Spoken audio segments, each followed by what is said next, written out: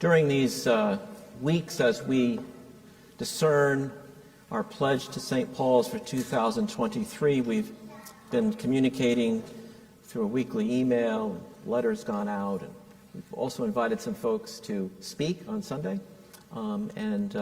Today we welcome Kim McCombs-Thornton, who's here to share a bit of her story here at St. Paul's. Kim? Good morning.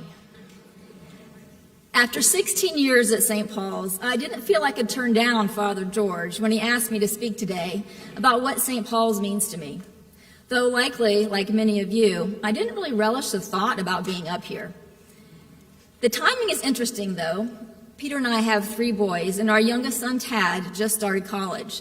So now we're empty nesters, which I'm finding is a natural inflection point that invites you to pause and to reflect back and to look forward. In doing so, I could see the church has been a constant throughout my life. I'm a cradle Episcopalian, and there are many artifacts and memories from church that I cherish. From the little prayer book that my grandmother gave me when I was baptized, to the summer spent at Farm Week, which was our version of Vacation Bible School, and to the march in New York City against nuclear weapons that I attended with my youth group, where we carried a banner that said, "Jesus rocks" in the Diocese of Ohio. So when we moved to Cary 16 years ago, it was only natural to seek out a church for our family.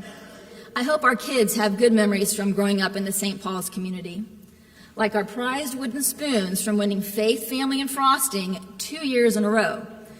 The secret is using lots of candy on your cake. And I'm sure our kids have other fond memories, such as one Sunday when, like most weeks, we had to rush out the door because we were late. I was teaching children's chapel that day, and while walking to chapel with my son Andrew, who was about 6, we were chatting with Father BJ, and I looked down and I realized Andrew was barefoot. He had scrambled into the car without shoes because, like I said, we were late. BJ laughed and said Jesus was barefoot too. That's when I realized that St. Paul's is a come-as-you-are church. And I appreciate that because who I am has changed over time. Children's ministries are no longer a need for our family, but a focus on outreach and social justice is. I've worked in health and human services my whole career, largely in nonprofits. This is driven by a strong sense of social justice and based on my pretty straightforward interpretation of the Gospels. Jesus sought out the hungry and the sick, not the wealthy and the well-to-do. A recent job change means I'm no longer in the nonprofit world, so now I appreciate and need even more a church that gives space for the hard conversations about racial equity and outreach to and collaboration with all our neighbors. I also feel cared for by the St. Paul's community. When my mother-in-law died several years ago, someone from the church saw a post about that on Facebook, and soon after we got a call from the Care and Share ministry asking how the church could support us. We were touched.